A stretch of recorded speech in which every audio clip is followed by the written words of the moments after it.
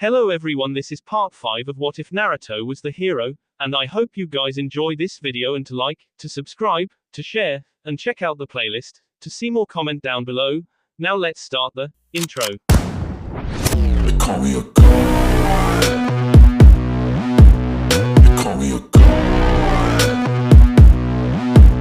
They call me a god. Join my membership, the perks are great. It's in the description. Be sure to like and subscribe, it gives me more motivation. Enjoy. Kurenai finally returned from her mission the day before Valentine's Day. She spent a great deal time with the Hokage afterward, discussing something very important apparently. But she would be unavailable until the day after Valentine's Day. Her mission had been a bit more difficult than originally expected and she needed a few days hospitalization. But the biggest thing on Naruto's mind was the final preparation of Hinata's present. After Naruto and Kushina had made the chocolate together, Naruto had put the final touches on the gift. The roses had been attached to the sturdy, red heart-shaped box. Inside were several small chocolates, each a different flavor. He had crushed some rose petals from the extra roses he had and made a soft cushion for the individually wrapped chocolates. On top of that, Naruto had found a very cute pink teddy bear that was the perfect size to fit in the middle of the heart he had put together from his roses. As he was getting ready to deliver it to Hinata in person, she came to his house instead. Hinata-chan. Perfect timing. Come on in. He invited warmly. Hinata walked in and Naruto noticed that she had abandoned her usual casual clothes, favoring instead for today a semi-formal sky blue kimono. I just have to say, you look absolutely stunning in that. Hinata blushed. Thank you. I wasn't sure what exactly to get you, as it should be something more than what we did in the past. So instead of buying you something, I decided on a picnic instead. Many people have said I'm a good cook. Well, I'm no good at cooking. But I also wanted to make the gift personal. Wait here, I'll be right back. He promised, running first upstairs and came back down, something stuffed under his jacket. Then he went to the fridge and pulled something out of there. He had his back turned for a few minutes and turned around, handing her the box of chocolates and the teddy bear. Hinata smiled broadly and hugged the teddy bear. Thank you. I love it, she said strongly. You at least have the guarantee that the chocolates are edible. Ka-san helped me make them. He swore. Each one has a different flavoring inside of it. We'll eat then together at the picnic. Hinata told Naruto. Speaking of which, she said pointing at the big basket she had placed at her feet, it's all ready to go. Let me go get into some better clothes than this, he asked, indicating his plain black shorts and orange shirt. You went through the effort to look nice. I'll do the same. He went to his room and Hinata heard the door shut. Naruto-kun is so nice and cool. I'm lucky. He chose me over all the other girls in Konoha. She thought proudly, instinctively straightening up. She looked to the little bear in her arms and then to box of chocolates he had made himself, even if he had a little help. And the roses he had put onto the edge of the box to outline it were definitely done by hand. I'm ready, Naruto declared as he walked back downstairs. He wore a dark blue yukata with a red sash. Is this fitting enough? He asked. This is what I usually wear to festivals that allow stuff like this. He joined her by the door. Did you have a destination in mind? Hinata nodded. It's on my family's property. They have fruit trees all over the place. And sometimes, when the breeze is just right, it blows the flower petals nearby in beautiful patterns through the air. Hinata said dreamily as she described the area. My father has ensured that we won't be bothered too. That's good to hear. Any chance of seeing your younger cousins? I saw them before. When I walked you home after the mission, they waved to me as you shut the gate. I waved back, but I don't know if they saw me. Naruto explained. Oh, they saw you. They were very excited that you had noticed them. Hinata told him. And, also, you look very handsome in that as well. You'll make a good first impression with my Otu-san. He wants to meet you in person. Well, had to happen sometimes. Naruto said with a nervous laugh. Here, let me hold the basket. Hinata let Naruto hold the basket, figuring it would make him look better in front of her father, even if only a little. They reached the Hyuga clan's land and Hinata slid the door open, showing him into the main room, where a stern-looking man sat waiting patiently. Otu-san, I'm going to go prepare the picnic. Please send Naruto there when you are done. Hinata said with a formal bow, taking the basket from Naruto. Naruto-kun, I'll be waiting. Hinata didn't say it out loud, but she was saying with her eyes that he would be fine. Hinata left the room, sliding the door shut behind her quietly. Naruto-kun, it's nice to finally meet you. The dark-haired man said. I noticed that you put on formal clothing. May I ask why? It's simple, Naruto stated. Hinata, though beautiful no matter what she wears, went to extra measures to dress nicely. It was only fair that I did the same. I think she put a lot of effort into today. I wanted to make it special for her. My daughter did put a lot of effort into making that. She got up earlier than she usually does to have it ready for this afternoon. You are an unusual young man. Hiyashi pointed out. May I ask how? Naruto inquired. A servant brought in some tea and brought a cup to Naruto. Thank you. The servant bowed and left the room. She's changed ever since you acknowledged her. Not only more confident in her shinobi abilities, but in everyday life. She smiles and laughs, going out of her way to do things that she hasn't done in years. Hiyashi told the young shinobi in front of him. And it's only since you were assigned to her team. Even more after you started dating. No one else has had this type of effect on her. Hinata always had it within her. She just needed the right person to help her draw it out. Naruto told Hiyashi. Hiyashi-sama, thank you for giving me a chance. She's helping me just as much as I've been helping her. Naruto-kun, I had a good feeling about you from the start. Hiyashi told him. See, this clan, while maintaining its power, has fallen in a way. The main branch has super high standards, especially for the heirs. It's hard to meet them. And the branch family has been dissatisfied as well. We're falling apart. But since Hinata's changed, so has this clan. You changed her for the better, and because of that, those changes are beginning to show in the clan. I'm really no one special. Naruto insisted. If anyone is special, it's Hinata. Many people give me special treatment because of who my father was. And as Misha-san pointed out a week ago, I did stop a traitor. But other than stopping Mizuki, I have done nothing noteworthy. I'm only an ordinary boy, albeit one with luck on my sides at most times. I won't hold you up much longer. In fact, Hinata-chan is probably done by now. I'll leave you with one thought. Hiyashi said as he got up. Just because no one says anything, the best people make small changes that lead up to bigger ones. It's those who will have a big effect on the future. I remember your father from my younger days. I was a bit older, but he was one who stuck out. You are like him so much right now. It's very possible you'll walk the same path he did. Maybe you're even doing it now. But enough of this. Go and have a good time with my eldest daughter. Naruto flashed a smile and a servant was waiting for him, to guide him to where Hinata was waiting. Hinata-sama is in the center of this area. The servant said with a bow, leaving Naruto alone. Naruto thanked the servant as he walked away. He spotted Hinata under the largest tree in the garden, waiting patiently. The stuffed animal she had been given was on her lap and the food was all set up. This looks delicious. Naruto complimented. If it looks good, I wonder how it tastes. Hinata blushed and poured him some of the drink she had prepared. Please, start eating. Hinata assured, putting some food on a plate and handing the plate to him. Thank you, he said, grabbing some chopsticks. Not only for this, but for everything you've done for me. It's you who did everything for me. Hinata counted shyly. My life just seems so much brighter now than it did before. I can't wait until Gaara joins our team. Naruto said excitedly as he finished swallowing his food. He even specifically requested our team. And the Hokage approved this. Hinata smiled. I wonder why, she asked. Probably because it's one of our tier members that'll be going to sooner. We'll need a third member, so Gaara-kun will fill it. He really likes us. I think we were the first not to be afraid of him at first sight. He needs a friend. And get this, he may even be staying at my house. That would be so cool if he did.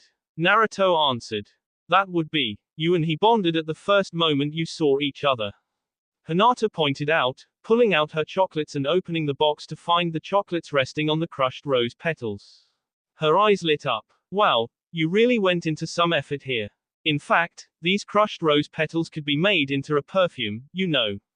We could really make this memorable. Well, At least they won't go to waste.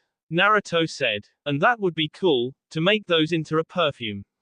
It would make this stick out in your mind. As for Naruto, her eyes lighting up and the very happy look on her face would always make him smile. I'm glad this made you happy, Hinata-chan. No, Naruto-kun, this didn't make me happy. You made me happy. Before now, I've never really had a reason to enjoy Valentine's Day. You made this day special. Hinata stated bluntly, yet at the same time, shyly. Same here, Hina-chan. I hope this one won't be the last either. He said, placing a hand on hers. Hinata-sama, it's time to wake. The servant said loudly. Hinata-sama, Gaara-sama will be arriving from soon. Didn't you ask me to wake you up early? The servant asked. Hinata rolled over, cuddling a small, pink bear to her chest. It had been 3 days since Valentine's Day. And each night after that day, she had slept with the bear. What? She said, sitting up in a rush. Oh, yeah, she murmured sleepily. She stood up and straightened out her nightclothes. I'd said I'd meet Naruto-kun before the ceremony. Do you know where my formal kimono is? Oto-san insists that I wear it today. We prepared it beforehand last night. The Hyuga servant, who was from the branch family, as was all the servants, replied evenly. Shall I help you inter it? Yes, please do. Hinata answered cheerfully, given how complex the kimono was. It was done in less than half an hour though, because of how long the servant had been helping the ladies of this house put them on. She decided not to spray some perfume on, her thoughts straying to her teammate Sasuke, who had left for sooner escorted by 2 Junin without even saying goodbye. Should I have suggested breakfast before changing into your formal kimono?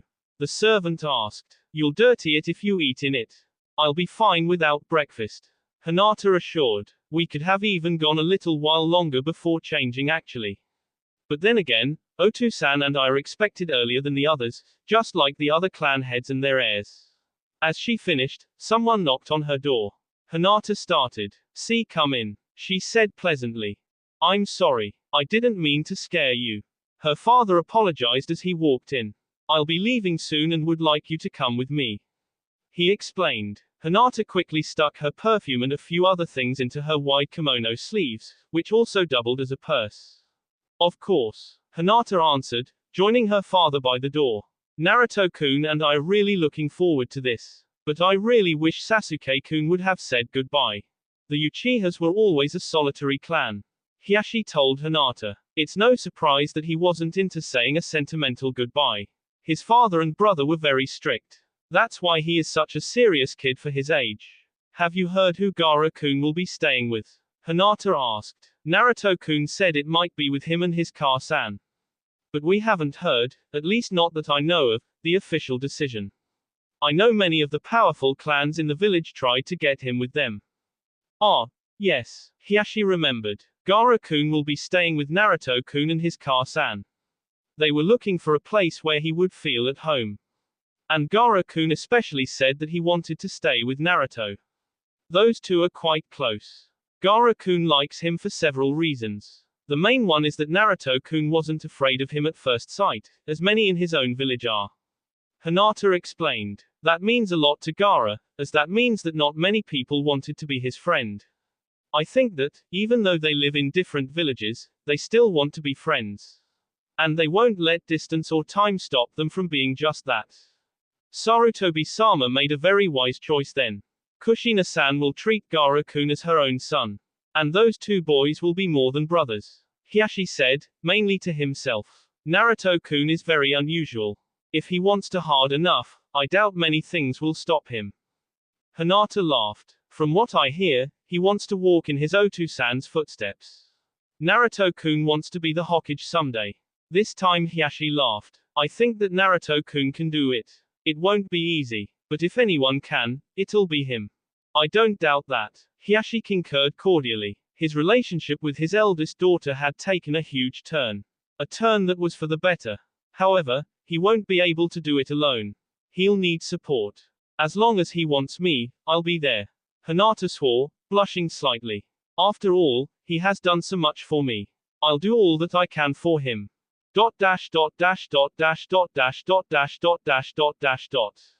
It was noon when Gaara arrived. His escorts had seen him to the Hokage safely and turned back for Suna. Gaara spent a nervous hour in the Hokage's private home, waiting for the official welcome ceremony, which they were stuck on having. He hadn't even been told who he would be staying with, as they just wouldn't leave him to find his own shelter. Sarutobi had forgotten to mention it to the nervous young redhead. Finally, it was time for the ceremony. And finally, it was almost over. And with this done, I officially welcome you to Konoha. Sarutobi concluded, handing Gaara a Konoha headband. Now, why don't you go greet your host family? He suggested. Who is that? I was never told. Gaara asked. Oops, I knew I was forgetting something. Come to think of it, I don't think they even know yet. Sarutobi said, wanting to himself a dork stamp for forgetting such an obvious thing. You'll be staying with Kushina and Naruto Uzumaki. Gaara's face split into a wide grin at this. Gaara saw Naruto being hushed up, obviously wanting to give a loud whoop, by a tall red-headed woman with brilliant blue eyes. Gaara and Naruto met each other's gazes and grinned at each other.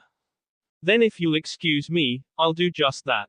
Gaara said with a bow, already adjusting to the much cooler weather here. He managed to not let himself run down the stairs, to where Naruto and the woman who had shushed him stood waiting. He was representing Suna here, something his father had explicitly warned him about again and again. Naruto-kun, he said loudly, hugging the blonde. Gaara-kun, this is my Car-san. Naruto said, and she's a really good cook. Tonight, at dinner, you'll see. He promised. My actual name is Kushina. Kushina corrected. Though if you'd like to call me something else other than Kushina-san, I won't mind. As long as it's not disrespectful. She said. Now, since I know this, I'll need to make something special tonight. To welcome our newest family member, even if it is for only a 4-month period of time. Gaara-kun, what would you like? I really don't know. Could you surprise me? Gaara asked. Kushina laughed. Sure, I'll surprise you. Kushina promised. What would you like to do for rooming though? You could have your own room. Or Naruto might be more than willing to share. If Naruto-kun doesn't mind, I'd like to share a room with him. Gaara answered. Sure thing. Naruto said cheerfully. Then I'll leave early to pick up the stuff for dinner and to rearrange Naruto's room for 2 people. Kushina explained. I'll leave around 3. Naruto, you'll need to show Gaara-kun the way to the house. Naruto nodded. Kushina walked over to socialize for a while. Gaara, there's 2 people you really need to meet. Naruto exclaimed. One though, you already know. Hinata-chan and I started dating. She's my girlfriend now. That's good to hear. Is she liking this? Gaara asked. Yes, I am, said a soft voice from behind them, who turned out to be Hinata. Gaara thought she looked very stunning in her kimono, though he would not say this out loud. 1. Hinata was only a friend to him. And 2. Naruto might not want to hear this either. She pulled something out of her sleeve. It was a small body with a pinkish, almost red liquid in it. It's the perfume that was made from the rose petals you gave me. She explained. Hinata-chan, you also need to meet the person I want to introduce Gaara-kun to. Naruto said, deciding to ignore the smirk on Gaara's face. Who? Hinata asked. My godfather, Jiraiya of the Sannin. X. Kushina walked up the stairs the day after Gaara arrived to wake the 2 boys up for breakfast. She had gone to bed around 10:30 the night before. But she knew the 2 boys had probably stayed up long into the night catching up and screwing around. But she wasn't going to let that excuse fly, not only to maintain discipline in her house, but also because she was making pancakes for breakfast. Kushina reached the room where the boys were and opened it quietly. She was tempted to just fall on the floor and laugh. Naruto's room, which always been big, had 2 beds in there now, 1 in each corner. There was a desk for studying in the middle of them on the opposite side of the room, with a large bookshelf next to that. A window was above the desk, giving a splendid view of a plain, painted wall that belonged to the neighbor's house. Naruto's favorite big, blue beanbag chair was in the corner, where another smaller bookshelf was near. Kushina knew that he kept his manga and comics there. But this was not the funny part. Naruto had fallen asleep in his own bed. But Naruto was only mostly on the bed, his head and an arm hanging off the side. His bedding was a mess, the pillows strewn across the room. One of them was near Gaara, who was sitting in the beanbag chair reading one of Naruto's mangas. Do you never sleep? Kushina asked, concerned. I don't need that much sleep, Gaara said, looking up from the manga. Naruto, though, still does. I didn't have the heart to wake him. He put a bookmark in the manga and put it back on the shelf, in the original place it had been. Naruto was very insistent on keeping his manga and comics organized. I'll go wake him up, Gaara said, scooting off of the beanbag chair and walking over sedately to the sleeping blonde.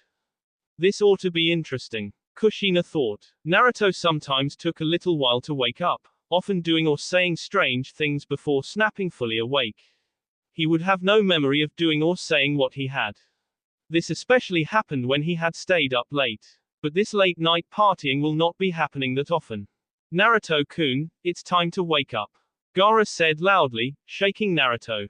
Come on, I smell something good cooking downstairs. Let's eat whatever it is together. Otu-san, why did you have to go? Naruto murmured sleepily. Kushina froze as Naruto said this. Gaara shook the blonde harder now. Otu-san, where are you? I can't find you. Naruto's hand shot out, moving around as if trying to find his way through a fog or through a dark place. His eyes shot open, his hand falling back to the side of the bed. Ugh, I feel asleep in a weird position, Naruto exclaimed, stretching out his torso and cracking his N. Ka-san. Gaara-kun. What's wrong? Nothing, Kushina said quickly. Breakfast is almost ready. You two should get dressed and come downstairs to eat, she suggested, wanting to run out of the room. I'll leave you two to get ready, she said and left the room. Naruto gave his mom a weird look. Did anything happen? He asked quizzically. I said something funny in my sleep again, didn't I? He asked with a groan. What did I say? You asked for your Otu-san. Gaara replied. You were trying to find him, moving your hand as if you couldn't see very well. You asked why he left. Naruto didn't reply. Are you okay? Gaara asked. Naruto nodded mutely and got up, focusing on finding some clean clothes, as the room was a mess now. Were you dreaming about the Yondaime Hokage? Gaara asked softly. Yeah, Naruto replied wearily. I want to see him in person. But he's giving his life for the sake of this village. And you're angry about this? Gaara asked. Naruto shook his head no. No, not angry. If anything, I want to protect what he gave his life for. Naruto explained. But I would think that it's every child's dream to meet their father, even if only once. That is, the kids who don't know their fathers, like me. Naruto said, shaking his head to clear it. Enough of this. Let's go downstairs, he said, pushing his father out of his mind. He's holding his own sadness in. Gaara realized for the first time. He thinks that in order to honor his father's memory, he can't let it show, thinking it to look strong. Naruto has never dealt with the loss of a loved one that he can remember. He doesn't know how he should act. Gaara-kun, you coming down or what? Naruto yelled from downstairs, earning Naruto a sharp scolding from Kushina. Gaara walked downstairs now, unsure of how to deal with this situation. Maybe he could talk to someone alone about it. Kushina would probably be the best one to talk to. Naruto was acting like his usual self during breakfast, talking animatedly between bites. But Naruto still had a sad, stormy look in his eyes. Since he hid this particular feeling well, Kushina was most likely the only one who saw it. Kushina was about to say something when Kurenai and Hinata arrived, explaining that the team was meeting. I'll mention it later, after he comes home, Kushina decided. Gaara and Naruto were already out of the room, saying goodbye to Kushina and leaving with the rest of the team. That will be all for this video. Be sure to like, subscribe, share, and comment down below for more videos. Goodbye.